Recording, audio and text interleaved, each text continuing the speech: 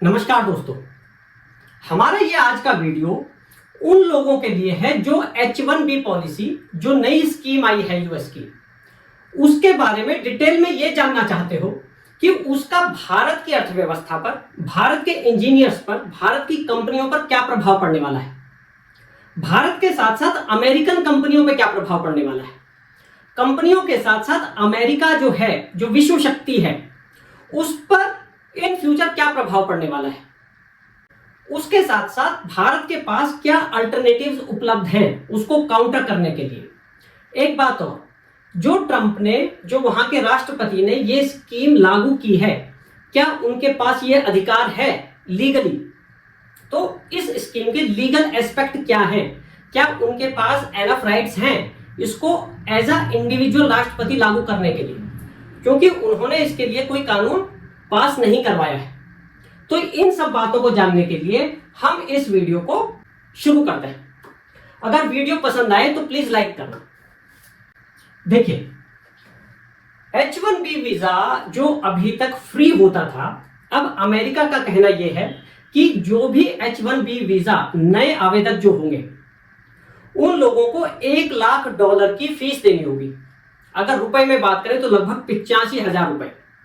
ये केवल नए आवेदकों पे ही लागू होगी। जो ऑलरेडी वहां H1B वीजा लिए हुए हैं, जो रिन्यू कराएंगे, उन पर यह फीस नहीं लगेगी। तो केवल नए आवेदकों पर यह फीस लगाई जाएगी। और क्या कहना है अमेरिका का? कहना यह है कि क्योंकि हमें अपने लोगों की जॉब बचानी है, अमेरिका में बेरोजगारी है, और उससे बड़ी बात, अमेरिका की कई सारी कंपनियां इस लॉ का मिसयूज कर रही हैं। मिसयूज करने से क्या मतलब है कि ये जो कानून है H1B वीजा वाला, ये केवल हाईली स्किल्ड, जो बहुत हाई प्रोफाइल हैं, जो हाई वैल्यू जॉब्स हैं, उनके लिए एप्लीकेबल है। जबकि कंपनियां साधारण लोगों को, जो नॉर्मल स्किल्स हैं, उन लोगों को भी बुला रही हैं, जिससे कि कम पैसों में बात बन जाए और अमेरिका के जो एम्प्लॉयज हैं, उनको मार्केट वैल्यू ना देनी पड़े। अमेरिका कंपनी का ये कहना है। तो अमेरिकन जॉब बचाने के लिए और अमेरिकन जो वर्कर्स हैं उनको मार्केट वैल्यू देने के लिए ये वाला स्टेप उठाया गया है।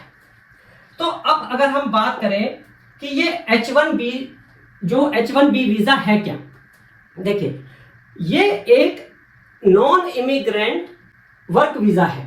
नॉन इमिग्रेंट वर्क वीजा का मतलब क्या है? देखिए, दो तरीके के वीजा हैं, मोटा मोटा बोले, एक टेम्परेरी और एक परमानेंट। परमानेंट मतलब वहां जो परमानेंट वहां रह सकता हो। ये वीजा टेम्परेरी है, यानी कि जब तक वो जॉब कर रहा है 3 साल के लिए ये उसको दिया जा सकता है वहां की कंपनी द्वारा, यानी कि वहां की कंपनी की रिकमेंडेशन से ये दिया जा सकता है। ये फॉरेन जो प्रोफेशनल्स हैं, इंजीनियर्स हैं, डॉक्टर्स हैं, स्कॉलर्स हैं, आर्किटेक्चर्स हैं या अकाउंटेंट्स हैं, मतलब जो हाईली स्किल्ड जो प्रोफेशनल्स हैं, उनके लिए ये वीजा वहां की कंपनी अमेरिकी विदेशी प्रोफेशनल्स के लिए देती है। ठीक है। अच्छा, अब ये 3 साल के लिए दिया जाता है और टोटल 6 साल की अवधि तक इसे एक्सटेंड किया जा सकता है। अब अगर हम बात करें कि ये भारत के लिए क्यों इंपॉर्टेंट है, देखिए, भारत अमेरिका जो है लगभग 85,000 H1B वीजा हर साल इशू करता है, और उसमें से लगभग 60,000 70% उन पे भारत जो है, भारत का एम्प्लॉय चूज किया जाता है, यानी कि भारत का जो हाईली स्किल्ड एम्प्लॉय है उन पर कब्जा कर लेता है। इसका मतलब यह है कि ये भारत के लिए बहुत वैल्यू वाला, बहुत स्ट्रॉन्ग टाइप का जो जॉब अवेलेबल कराता है भारत को। ठीक है, तो भारत के लिए बहुत इंपॉर्टेंट है, खासकर आईटी सेक्टर्स में। ठीक है, जाते तो सब हैं, फाइनेंस वाले भी, रिसर्च वाले भी, लेकिन आईटी सेक्टर के लिए ये बहुत ज्यादा इंपॉर्टेंट है। वो हम अभी बात करेंगे कि कैसे। अब देखिए, जो हमने बात की थी, अमेरिका क्या कह रहा है, इसके लिए क्या जस्टिफिकेशन दे रहा है? Buy American hire American. Buy American मतलब कि जैसे कि हमारा नारा है वोकल फॉर लोकल, इसी तरीके से ट्रंप का कहना भी है कि भाई अमेरिकी ही चीज खरीदी जाए और अमेरिकी ही लोगों को जॉब पे रखा जाए। तो ये उनका बेसिक नारा है, जो अमेरिकी लोगों को जॉब मिले और उनको वेजेस भी मार्केट वैल्यू, अमेरिका की जो मार्केट वैल्यू है उसके हिसाब से मिले। ये अमेरिका का जो ट्रंप है, उनके प्रेसिडेंट, उनका ये जस्टिफिकेशन है। अच्छा, अब अगर हम ट्रंप का एक पैटर्न देखें, एक उनकी जो पॉलिसीज हैं पिछले कार्यकाल में भी और अब के कार्यकाल में भी, तो उनका एक डेफिनेट पैटर्न है।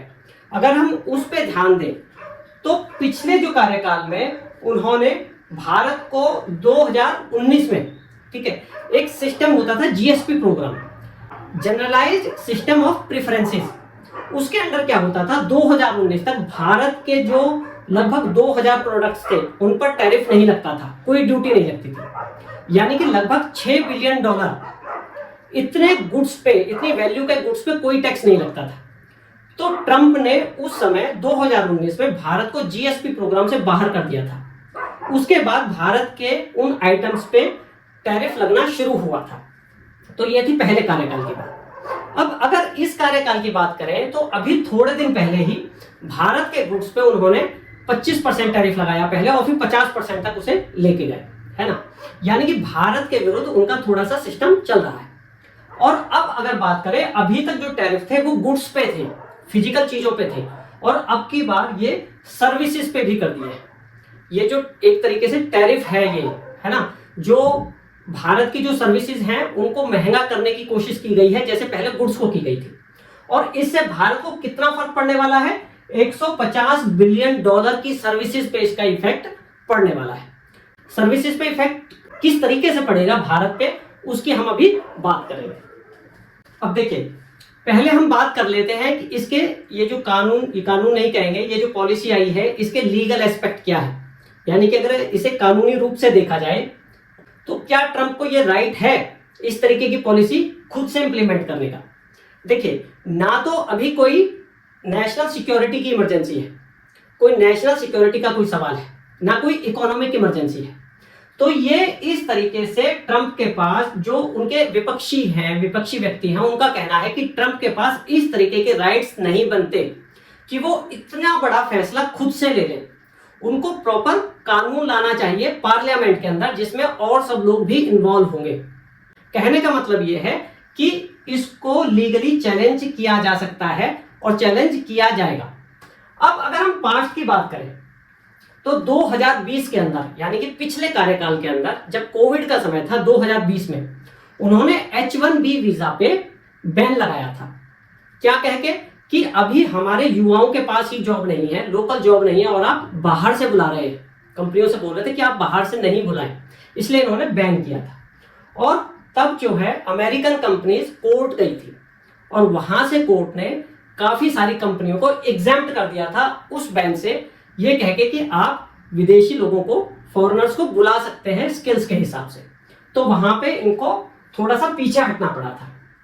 और जो अभी फिलहाल में जो टैरिफ लगाए हैं गुड्स पे, उस पे भी लोअर कोर्ट में और हायर कोर्ट में दोनों जगह ये लूज कर चुके हैं अपना केस। अब सुप्रीम कोर्ट वहां का बचा है जहां से फैसला आना बाकी है। कहने का मतलब ये है कि लीगली इसको, जो ये पॉलिसी है, इसको चैलेंज किया जाएगा, ऐसा पूरी उम्मीद है। और ये भी उम्मीद है कि वो इस पर स्थिर ना रह पाए, इस पर टिक ना पाए, ये केस हार जाए। देखिए, अब बात करते हैं कि भारत की कंपनियों पर, खासकर जो बड़ी कंपनियां हैं जैसे TCS है, इन्फोसिस है, विप्रो है, HCL है, इन सारी कंपनियों पर किस तरह से इस स्कीम नहीं कहूंगा, इस पॉलिसी का फर्क पड़ने वाला है। अभी क्या होता है कि वहां की कंपनियां, अमेरिका की कंपनियां भारत से प्रोजेक्ट्स को आउटसोर्स करती हैं, क्योंकि यहां हाईली स्किल्ड लोग काफी सस्ते में काम कर देते हैं, ठीक है। अब क्या होता है, जब यहाँ की कंपनी को प्रोजेक्ट मिलता है तो यहाँ के इंजीनियर्स को वहां जाना पड़ता है, चाहे वो सॉफ्टवेयर अपलोड करने की बात हो, कोई प्रोजेक्ट मिला तो सॉफ्टवेयर तो डेवलप किया जाएगा ना, तो उसको इंस्टॉल करना होगा, कोई बग्स का इश्यू आ गया तो वो करना होगा, कॉन्फ़िगरेशन करना होगा, तो वहां पे जाना पड़ता है।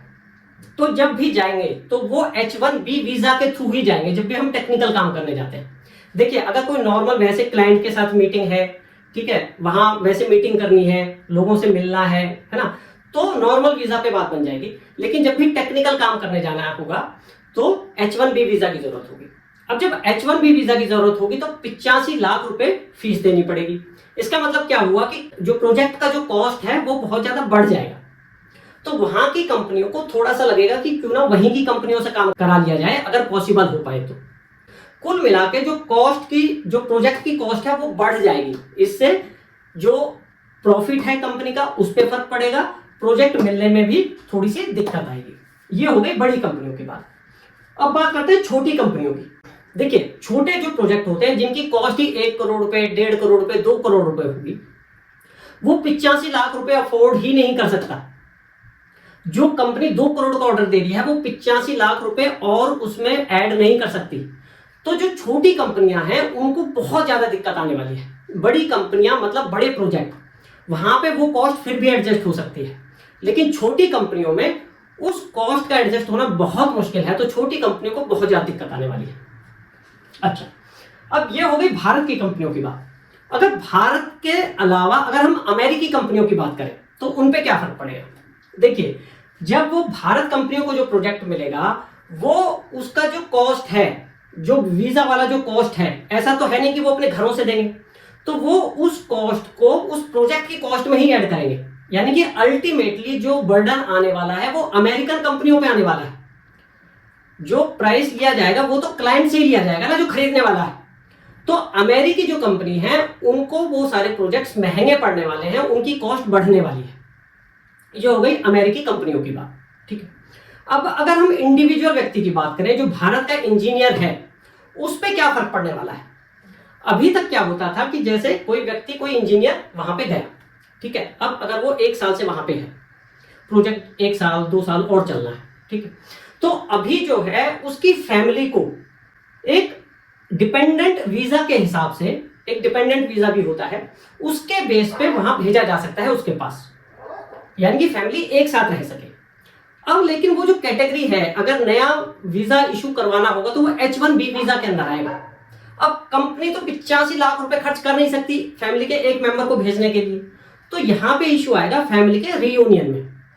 एक चीज और, जब कोई डिपेंडेंट स्पाउस जाता था तो उसको भी एक स्पेशल तरीके से वो भी वहां पे काम कर सकता था, पार्ट टाइम जॉब कर सकता था या फिर अपना कोई काम धंधा कर सकता था, यानी कि एक एडिशनल इनकम उसकी भी हो जाती थी।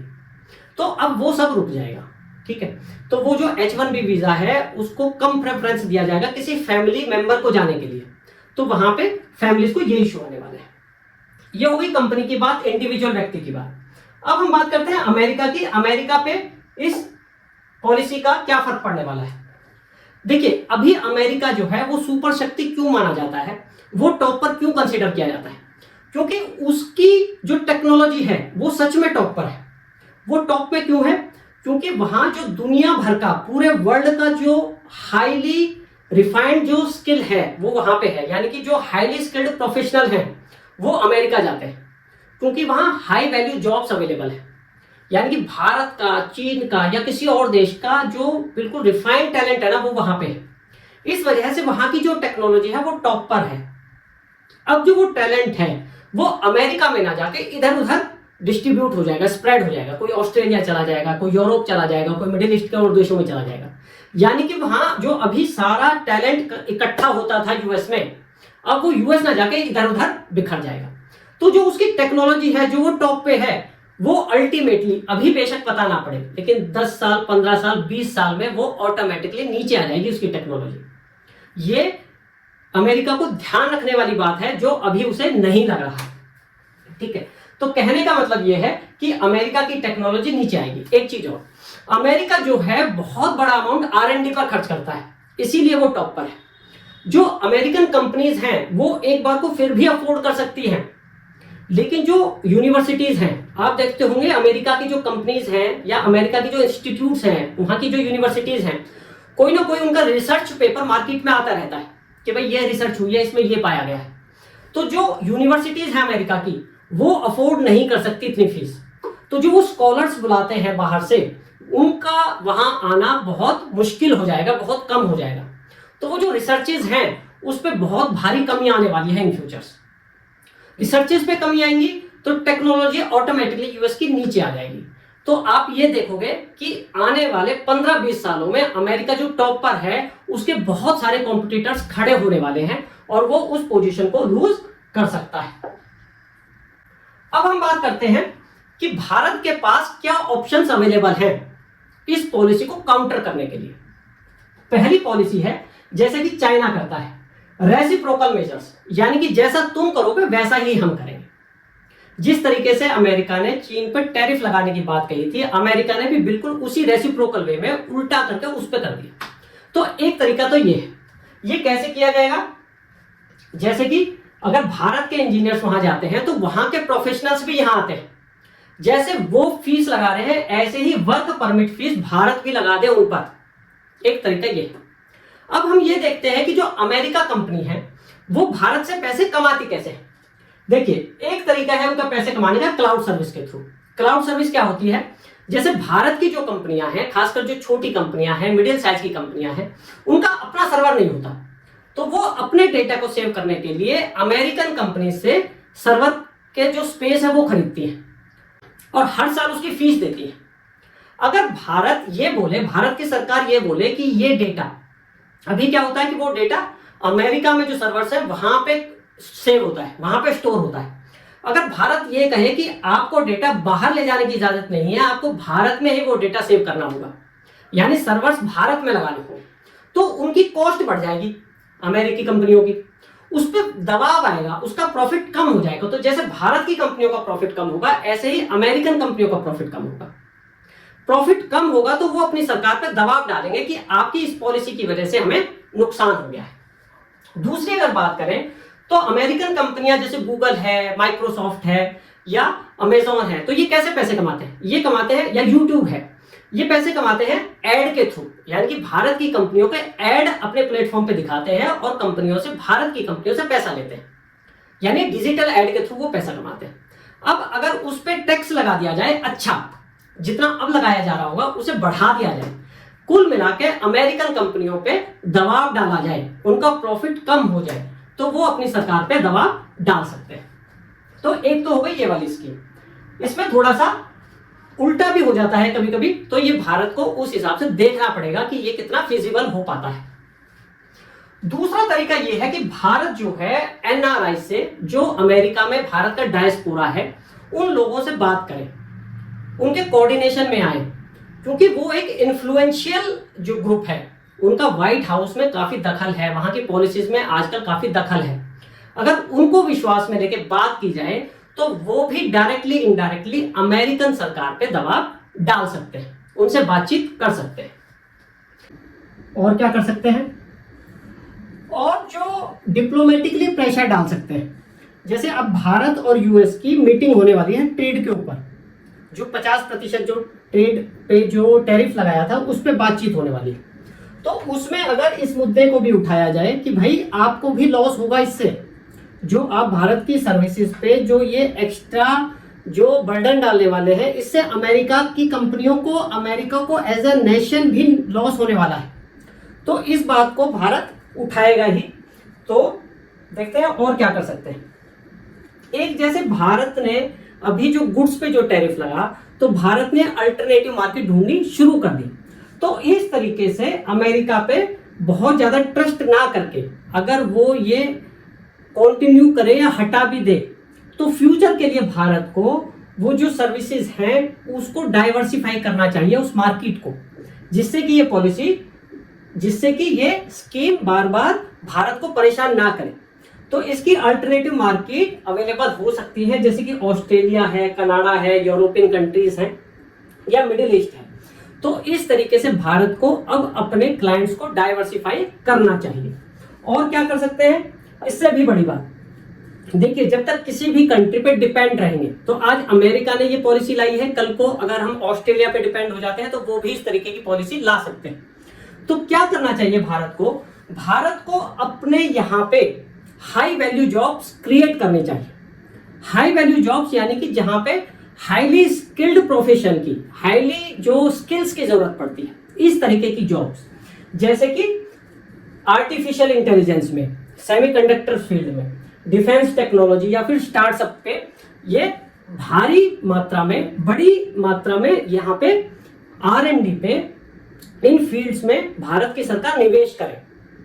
तो जिस तरीके से निवेश करके, भारी निवेश करके अमेरिका टॉप पर पहुंचा है, हाई वैल्यू जॉब्स उसने क्रिएट किए, दुनिया भर का टैलेंट अपने यहाँ पे इकट्ठा किया, तो भारत कम से कम यहाँ पे इन्वेस्ट करे इस तरीके के फील्ड्स में जहां हाईली स्किल्स की जरूरत है।